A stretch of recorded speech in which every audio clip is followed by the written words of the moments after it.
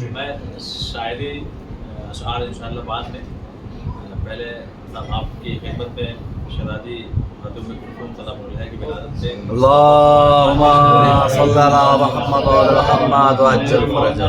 اگر اجازت ہو تو شہزادی کے متعلق کچھ باتیں تقریر آگے کرنا ہے، آپ کو کرنا ہے؟ نہیں، ٹھیک ہے. صلوات محمد والے اللہم صلی علی محمد. بہت جلدی اس لیے کہ آدھے گھنٹے کی چیز کو ہم کوشش کریں گے کہ 7-8 منٹ میں آپ تک پہنچا دیں. عزیزان محترم، یہ خدا کا بڑا کرم ہے، ہم لوگ اس ہستی کا ذکر کرنے کے لیے بیٹھے ہیں کہ جس کی چادر کا سایہ آج بھی دین اسلام پر برقرار ہے. بے شک آج اگر بے ہم شک سر بے اٹھا کے شک جی رہے ہیں تو اسی حضرت ام کلثوم اور جناب زینب سلام علیہ کی بے قربانی شک کا نتیجہ بے شک بے ہے شک. کہ جس نے حسینیت کو آذان بنا کر کے قیامت واہ واہ واہ واہ واہ، بہت خوب. جناب ام کلثوم سلام اللہ علیہا کہ جن کی بہت توجہ سنیے گا. جناب ام کلثوم سلام اللہ علیہا کی جو ولادت ہے مشہور اگر دیکھا جائے تو ہجری کے لحاظ سے ایک صلوات محمد والے بہت ہی محنتوں کا مجموعہ ہے جو میں آپ کی خدمت میں پیش کرنا چاہتا ہوں. سنیے گا، جناب ام کلثوم سلام اللہ علیہا کی جو ولادت ہے وہ 7 ہجری میں ہے. کتنے ہجری میں ہے؟ 7. اب 7 ہجری میں ہے تو یہ 7 خود جو عدد ہے یہ اپنے آپ میں بڑا مبارک ہے. 7 ہجری میں ولادت ہے جس کی شہزادی حضرت ام کلثوم سلام اللہ علیہا کی اسی 7 ہجری کے آخر میں جنگ خیبر فتح ہوتی ہے. اسی 7 ہجری میں وہ مہاجرین جو مکے سے حبشہ کے لیے سفر کر کے گئے تھے، جن کی تعداد تقریباً 100 ہے، جن کے سردار حضرت جعفر طیار کو بنایا گیا تھا، اسی 7 ہجری میں وہ کہاں آئے تھے؟ مدینہ آئے تھے. اسی موقع پہ رسالت مآب نے فرمایا تھا کہ 2 خوشیاں ایک ساتھ آ گئی ہیں. مجھے سمجھ میں نہیں آ رہا ہے کہ خیبر کے فتح ہونے کی زیادہ خوشی مناؤں کہ جناب جعفر طیار کے اس حبشہ کے آنے سے، قافلے کے آنے سے زیادہ خوشی مناؤں. اس لیے کہ وہ جو آئے تھے وہ عیسائیوں کو فتح کر کے آئے تھے، یہاں یہودیوں کو فتح کیا.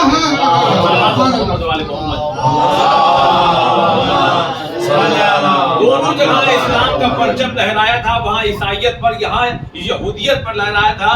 انہوں نے صحیح کہا، ان کی آفس جو ہے بہت توجہ سنیے، بہت محنت ہے، اس لیے بہت پڑھ کر کے تب آپ کی خدمت میں آنا پڑتا ہے. بہت 7 ہجری میں ولادت ہوئی ہے، آپ بھی یاد رکھیے گا. 7 ہجری میں ولادت ہوئی، 7 ہجری میں جنگ خیبر ہوئی، 7 ہجری میں وہ قافلہ، وہ مہاجرین جو حبشہ، بھائی مکہ سے ہجرت مدینے میں بعد میں ہوئی ہے.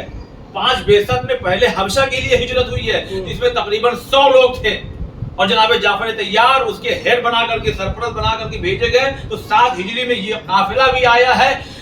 7 کا عدد اتنا محترم ہے کہ ام کلثوم کا اگر عربی املا دیکھیں گے تو ام کلثوم میں حروف بھی ہیں وہ 7 ہیں. الف، میم، کاف، لام، سے، واو، میم. صلوات محمد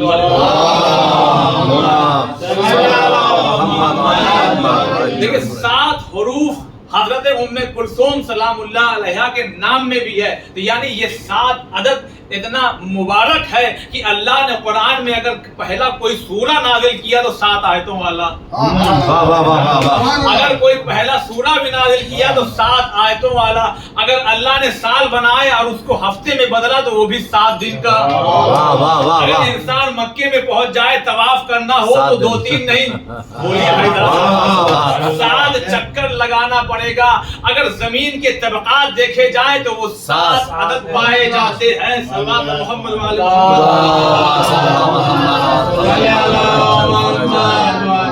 اگر زمین کے طبقات دیکھے جائیں تو وہ بھی 7 پائے جاتے ہیں. یہ تو ہماری بول چال میں بھی اتنا مشہور ہو گیا ہے کہ 7 سمندر، 7 اگر سمندر بھی خدا نے بنائے تو 7 بنائے.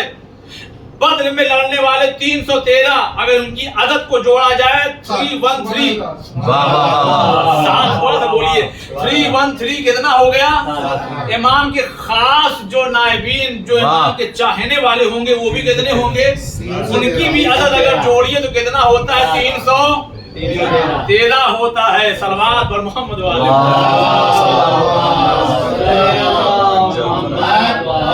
عزیزان محترم، یہ بڑی مبارک بیوی ہے، اس لیے کہ ہمارے یہاں کسی کی ولادت ہو جائے اور اگر کوئی عالم دین ان کا نام رکھ دے اور کوئی پہنچا ہوا عالم ہو تو خود ماں باپ اور وہ جس کا نام رکھا گیا ہے جب تک زندہ رہتا ہمارا نام ارے انہوں نے رکھا انہوں نے رکھا کیا کہنا حضرت ام کلثوم کا نام رسول خدا رکھ رہے ہیں اور رسول تب تک کلام نہیں کرتا کہ جب تک کہ وہاں سے اشارہ نہ آئے. بے شک بے شک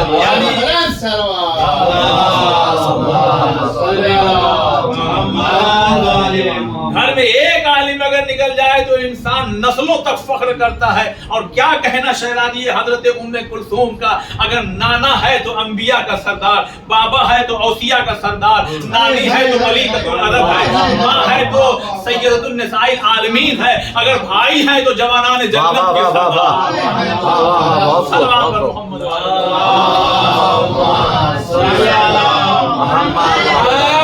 آدھے گھنٹے کی چیز کو میں 7 سے 8 منٹ میں سمیٹنا چاہتا ہوں. عزیزان محترم یہی وہ شہزادی ہیں کہ جن کی تربیت اگر ایک جملہ کہوں خدا کرے کہ اگر آپ سمجھ جائیے کہ عزیزان محترم ہم اگر جا کے ذریعے مبارک کا بوسہ لیں اور اگر ہمیں شفا مل جائے تو تعجب کی کوئی بات نہیں ہونا چاہیے. لیکن کیا کہنا اس علی کی بیٹی کا کہ جس کی پہلی غذا شیر فاطمہ بنے,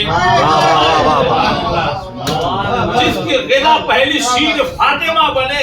کیا کہنا اس بیٹی حضرت ام کلثوم کا کہ جس کی ولادت پہ رسول بھی خوش, انبیاء بھی خوش, امام بھی خوش, حسن و حسین بھی خوش. اب ایک مختصر سا واقعہ پیش کروں کہ خود کتابوں میں نے پڑھا, پرسوں پڑھ رہا تھا تو جناب صدیقہ طاہرہ کام کرتے کرتے اور جھولے کی جو ڈول ہوتی ہے جس کے ذریعے وہ ہلایا جاتا ہے وہ آنکھ لگ گئی, تھک گئی تھی.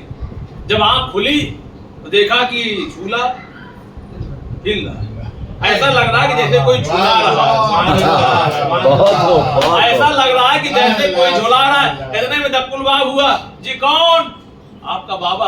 آئیے آئیے بابا تشریف لائیے. جیسے ہی رسول خدا تشریف لائے سلام کے بعد, بابا دیکھیے جھولا اپنے آپ ہل رہا ہے جیسا لگ رہا کوئی جھولا رہا. کہا فاطمہ جبریل کو بھول گئی, فاطمہ جبریل کو بھول گئی. کہا بابا کیا مطلب؟ کہا تم کام کرتے کرتے تھک کے سو گئی تھی, اللہ نے جبریل سے کہا جبریل جلدی جاؤ, اس بچی کے رونے سے پہلے اٹھنے سے پہلے وہاں پہنچو, جھولا جھولاؤ تاکہ میری کنیز خاص آرام کرتی رہے اور یہ بچی رونے نہ پائے.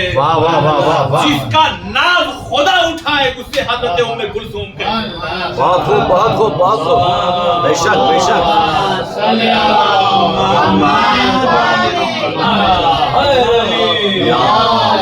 جس کا ناز خدا اٹھائے, خدا کی قسم آپ محسوس کیجئے یہ خدا جبریل کیوں؟ اس لیے کہ کربلا آج سے نہیں ہے. اگر حسین کی ولادت ہو گئی اور کربلا سنائی جا رہی ہے تو وہیں پھر یہ بھی سنایا جا رہا ہے کہ اس حسین کی قربانی کو قیامت تک اگر کوئی پہنچائے گا تو یہی 2 بہنیں ہوں گی, ایک زینب ہوں گی, ایک کلثوم ہوں گی. اور دیکھیے کیا کہنا, اللہ اکبر. آخری جملہ میں پیش کروں, ان کی جانثاری, ان کی وفاداری. عزیزان محترم جناب فضہ فرماتی ہے کہ میں حضرت ام کلثوم کے ساتھ میں تھی کہ اتنے میں کسی سائل نے آواز دی گھر سے, یعنی اب بڑی ہو چکی ہیں, شہزادی کا انتقال ہو چکا ہے, لیکن جناب ام کلثوم سلام اللہ علیہا گھر میں ہے اور جناب فضہ بھی ہیں اور کوئی نہیں ہے. اتنے میں ایک سائل نے آواز دی, خدا اللہ کے نام پہ کچھ دے دو. اب جناب ام کلثوم نے کہا کہ فضہ کچھ ہے؟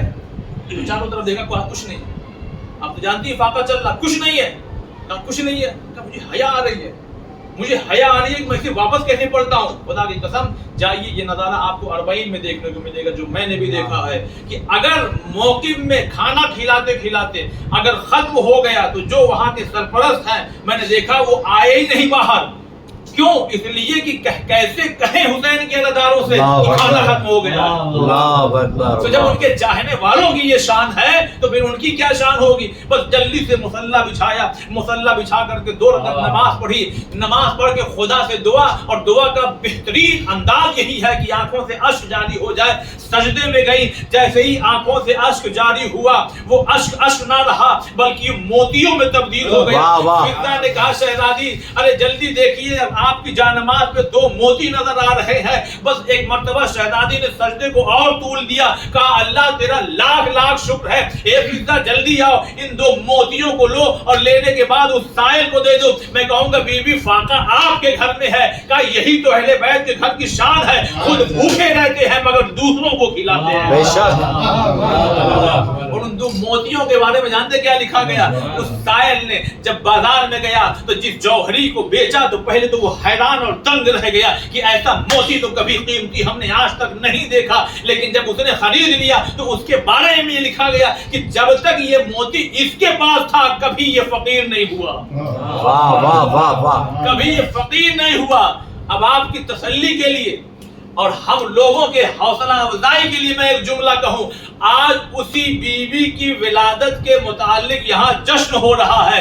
تو جس بی بی کے آنکھوں سے بہے اشک موتی میں تبدیل ہو جائے اور جس کے پاس چلا جائے وہ کبھی فقیر نہ ہو, تو جہاں اس بی بی کا ذکر ہوگا کبھی بھی غربت اس گھر میں آنے نہ پائے. بہت خوب.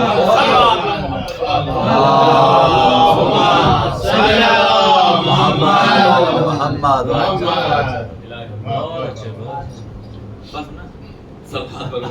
اللہم صلی علی محمد ارے حیدری. کچھ اشعار بھی پیش کرتا ہوں.